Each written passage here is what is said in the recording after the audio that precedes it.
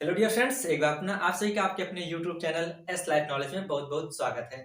तो जैसा कि पिछली वीडियो में हमने देखा मोहनजोदड़ो, उससे पहले हमने देखा था हड़प्पा।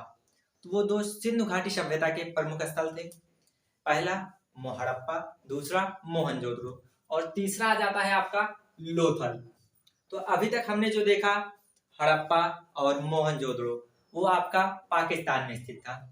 अब हम देखेंगे तीसरा प्रमुख स्थल सिंधु घाटी सभ्यता का लोथल, जो कि आपका भारत में स्थित है।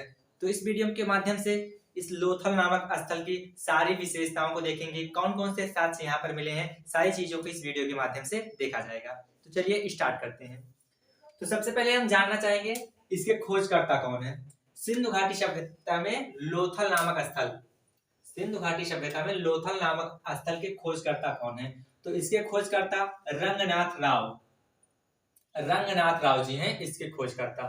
खोज कब की इन्होंने? तो इन्होंने इसकी खोज, इस स्थल की खोज जो है 1953 में की। ये इस स्थल की खोज की है इन्होंने। अगर सिंधु घाटी सभ्यता की खोज की बात है तो उसकी खोज दयाराम साहनी ने 1921 में की थी।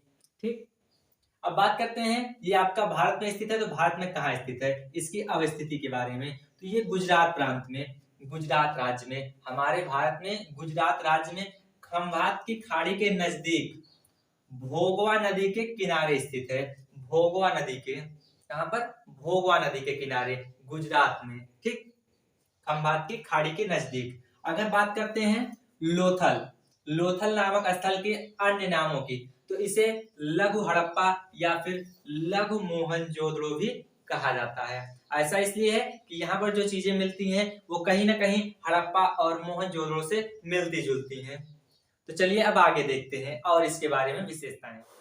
तो अब बात करते हैं उसके आगे और कौन कौन से साक्ष्य यहाँ से मिले हैं, अब ये देखते हैं हम।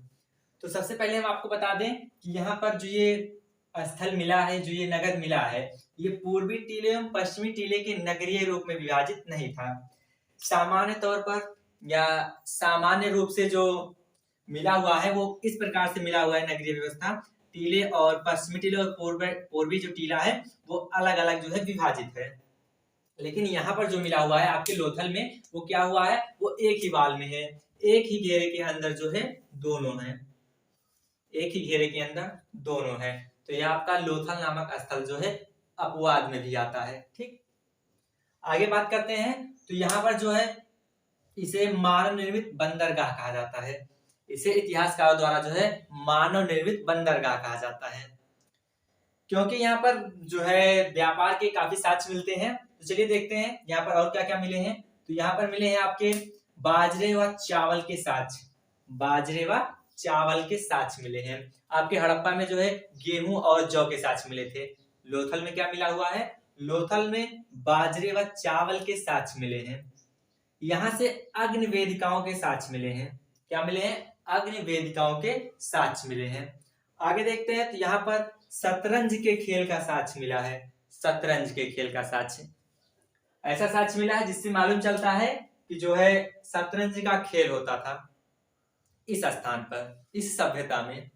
चलिए और इसके बारे में जानकारी करते हैं और आगे चलते हैं और क्या क्या चीजें यहाँ से मिली हैं हमें। तो यहाँ से और कौन सी चीजें मिली हैं, तो आप देख सकते हैं यहाँ पर जो है फारस की मोहर, क्या मिली हुई है? फारस की एक मोहर मिली हुई है। अब यहाँ से एक फारस की मोहर मिली हुई है, इससे ये पता लगता है, इतिहास का होता है, ये बताया जाता है कि इसका जो संबंध था कहीं ना कहीं, या व्यापारिक संबंध जो था वो फारस के साथ था। उस समय जो है इसका व्यापारिक संबंध जो है लोथल नामक स्थल का या सिंधु घाटी सभ्यता का कहें तो फारस के साथ था, क्योंकि यहाँ पर जो है फारस की एक मोहर मिली हुई है लोथल नामक स्थल पर। आगे बात करें तो यहाँ पर जो है एक साथ 20 समाधियां मिली हैं। कहां पर? लोथल में एक साथ 20 समाधियां मिली हैं। अतः इसलिए इसे मुर्दों का नगर भी कहा जाता है। इसलिए इसे क्या कहा जाता है? मुर्दों का नगर। मृतकों का टीला किसे कहा जाता था? मोहनजोदाड़ो को क्या कहा जाता था? मृतकों का टीला। और लोथल को क्या कहा जाता है? मुर्दों का नगर, मुर्दों का नगर। यहाँ पर जो है लोथल में जो समाधियां मिली हैं वो युग्म समाधियां मिली हैं, युग्म समाधियों के साक्ष्य मिले हैं। लोथल नामक स्थल पर युग्म समाधियों के साक्ष्य मिले हैं, अर्थात स्त्री और पुरुष की समाधियां एक साथ मिली हैं। तो इससे सती प्रथा जैसी, इससे जो है सती प्रथा जैसी व्यवस्था के संकेत मिलते हैं। आगे देखते हैं तो यहाँ पर जो है हाथी के दांत का स्केल मिला हुआ है, हाथी के दांत का पैमाना मिला हुआ है। तो चलिए आगे देखते हैं और कौन कौन सी चीजें मिली हैं। तो अब बात करते हैं तो यहाँ पर जो है आपके लोथल में चक्की मिली हुई है, किसकी? आटा पीसने की। आटा पीसने की चक्की के साक्ष्य मिले हैं, कहाँ से मिले हैं? लोथल से। कुछ ऐसे साक्ष्य मिले हैं जिससे ये लगता है कि वो जो पत्थर है या फिर जो कुछ मिला है, जो यंत्र, उससे जो है आटा पीसा जाता था, और ये कहाँ पर मिला है? लोथल में मिला है। आगे देखते हैं तो यहाँ पर मनका बनाने का कारखाना, लोथल में मनका बनाने का कारखाना मिला है। मनका का मतलब क्या होता है? मोती, मोती, मोती बनाने का जो है कारखाना आपका जो है कहां से मिला है? लोथल से मिला हुआ है।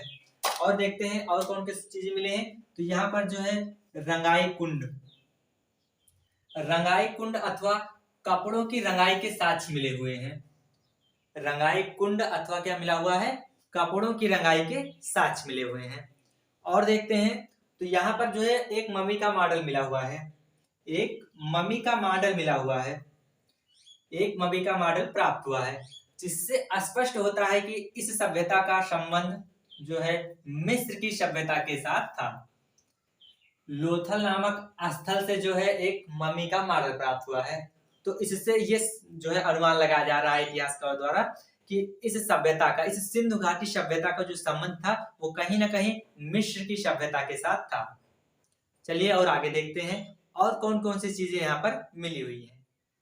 तो यहाँ से जो है दो राक्षसों वाली, क्या मिला हुआ है? दो राक्षसों वाली मोहर प्राप्त हुई है। कहां से? लोथल से दो राक्षसों वाली मोहर प्राप्त हुई है, जो फारस से संबंध को दर्शाती है।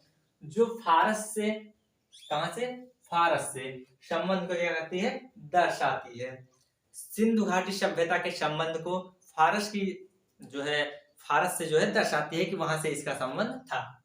आगे देखते हैं तो यहाँ पर जो मोहरें मिली हैं उनमें गोरिल्ला और बारहसिंघा के चित्र बने हुए हैं। यहाँ पर गोरिल्ला और बारहसिंघा बने हुए कुछ मोहरें मिली हैं जिन पर गोरिल्ला और बारहसिंघा के चित्र अंकित हैं। और देखते हैं तो यहाँ पर एक बर्तन पर चालाक लोमड़ी और कौवे की कहानी के साक्ष्य मिले हैं। तो ये कहानी आप लोगों ने सुनी होगी, चालाक लोमड़ी और कौवे की। तो वही कहानी है जो कि एक बर्तन पर जो है चित्रित किया गया है। तो आई थिंक आप लोगों को सारी चीजें प्रॉपर तरीके से समझ में आ गई होंगी। तो वीडियो पसंद आया हो तो वीडियो को लाइक करिएगा, और चैनल पर पहली बार विजिट किए हैं तो चैनल को सब्सक्राइब कर लीजिए, और इसी प्रकार की वीडियो देखने के लिए जो है बेल आइकन को भी ऑल पर सिलेक्ट कर लीजिए। तो मिलते हैं फिर अगली वीडियो में, तब तक के लिए जय हिंद।